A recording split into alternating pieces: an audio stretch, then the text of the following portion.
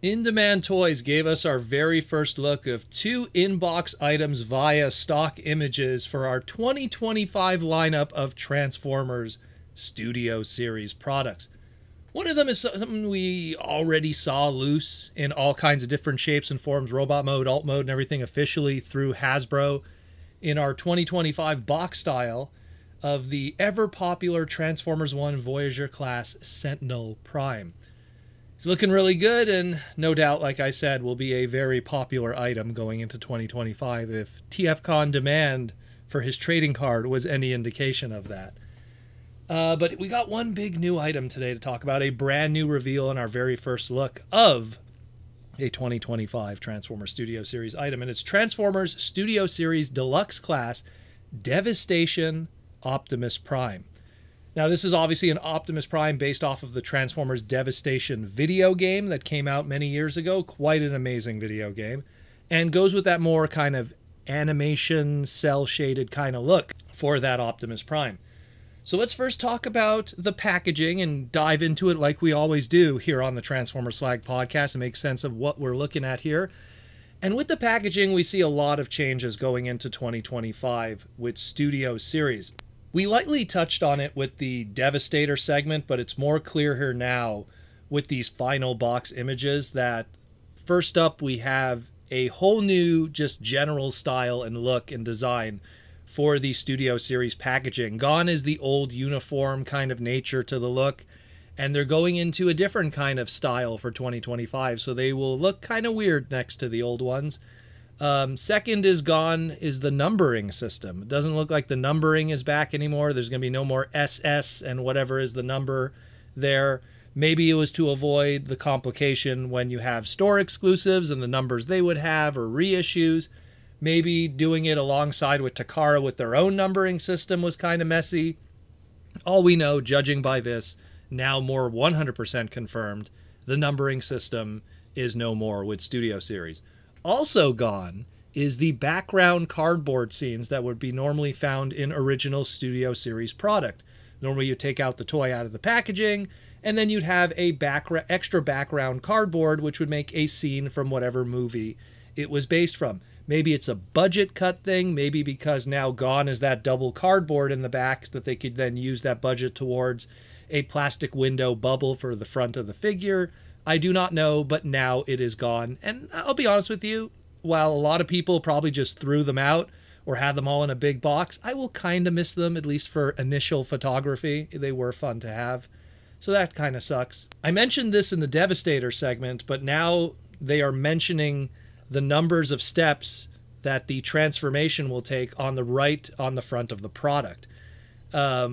This is a bold choice for packaging, and I guess it's trying to return to marketing towards a wider audience, maybe even parents who need to know this kind of information up front rather than the hardcore fans that don't really care how many steps it takes, because regardless of the complexity, we are going to figure it out.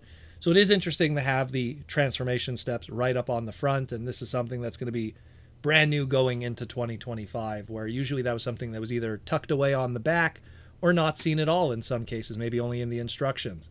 On the back, we also have a small piece of character description or copy or a bio or copyright, and it's kind of nice to see a return to that. We've kind of not seen that for a while with a lot of Transformer product, and while it is limited to just one or two sentences, it is nice for them to kind of explain who this character is and what the background is of this explanation of this product.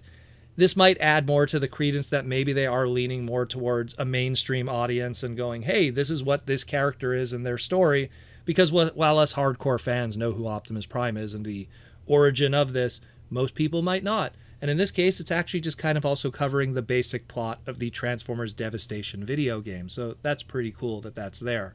And lastly, this is clearly based on the Transformers Devastation Optimus Prime due to his coloring and everything, and yet this item is not listed as a Gamer Edition product. So maybe are they doing away with the labeling of video game related Studio Series items as Gamer Editions and kind of removing this kind of segmentation going into 2025, because it is completely absent from it. So I guess that's something we have to also consider when going into this. Now let's talk about the toy itself. We already talked about the packaging a lot. There's a lot of things going on there. But let's talk about the toy itself. So this is technically like the 4th G1 Optimus Prime toy within the last like 12 months or so. I mean, we had the Missing Link, we got the Transformers Legacy United Deluxe class toy G1 Optimus Prime, we got the recent Studio Series 86 Commander class Optimus Prime, and I'm not even counting like the G1 reissue that we got recently through to Walmart. So all of those, and I mean, speaking of the Legacy United toy version, I mean, this guy, while they're both our deluxe classes, are very completely different molds and are not even slightly tooled between each other the exact same. So it's a bold move that Hasbro and Takara decided to make 2 deluxe Optimus Primes so close to each other, also meant for retail, and yet they're 2 very different toolings. So very, very unique. I guess you could only really get away with it with the 40th anniversary going into the 41st anniversary. The Legacy United one clearly had a more boxy Diaclone look in mind with that articulation, and the Studio Series Devastation one is trying to be more of like what that animation model was, or dare I say the video game model in this case. But much like how the Legacy United Deluxe G1 Optimus Prime was the we got Missing Link at home kind of situation, or Temu Missing Link convoy, this guy is the same story when compared to, like, let's say the Studio Series 86 Optimus Prime, the Commander class. It has less joints, has the faux chest, very shell-shaded, kind of clear design going on there, and continues that trend started with the Studio Series Transformers 1 Deluxe Optimus Prime, where the only accessory really is, I guess, 2mm pegged smokestacks, and then an Energon axe and a Matrix of Leadership, which is nice that it does come with the Matrix of Leadership. It has an opening chest. It has the Matrix of Leadership that could pop out of it. It could be held in his hand, so that's pretty cool for a deluxe class to still feature that. It's even something that the Legacy United G1 toy one did not have. Mind you, the trade-off with that was getting the Energon axe and the Ion Blaster instead, but no opening chest and Matrix, so it's still pretty cool that this one has that. When you look at the truck mode, this is where it gets a little rough. Clearly, you know, with some twists and turns, it could be made into the robot mode, but a lot of that is really lost when then going into the truck mode itself. It gives me those vibes from like Transformers 2006 Classics Ultimate Battle Optimus Prime Megatron 2-pack, the alt mode on that one. Or even like the, you know, much celebrated at the time Robot Masters Convoy or Optimus Prime, which again also favored more of a screen-accurate robot mode and less of a, you know, accurate truck, and the truck suffered in the process due to those budget limitations of that smaller price point at that time between the two of them. So this kind of, you know, has the same thing going on here. I mean, it does the job within those limits, but, you know, I'm sure this exists solely to just be an extra item to go up against your, you know, Transformers Studio Series 86 Devastator. And we'll probably scale well with that. That's what I imagine why this item even exists. It's really just a complimentary piece to people who are going to get that Devastator, be it the mainstream fans or the hardcore ones. And at the end of the day, we could just imagine all those repaints that are going to come from this mold. And there's going to be a lot of them. You know it. I know it. It's a Seeker. It's a Prime mold. It's a Datsun. It's a Lambo.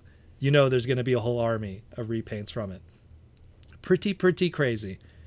Again, let me know what you think about this guy. I'm kind of hot or cold on it. I think I really need to hold in person. The photos that we have, the back of the box and that one pose, doesn't sell it in that much really well. But maybe it'll be a fun little deluxe Optimus Prime that'll be affordable for people. And again, a good companion piece to the Devastator, which will be the big focused item going into 2025.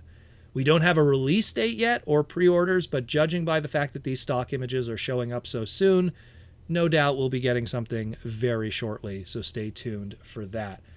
Otherwise, yeah, that's it, more or less. Let me know what you think about this, and we have more items we got to talk about later this week, some mixing and matching, if you know what I mean, so that's for sure. Thanks again for listening to the Transformer Slag podcast, and as always, we'll keep you educated, entertained, and informed in our hobby, and we'll catch you in the near future.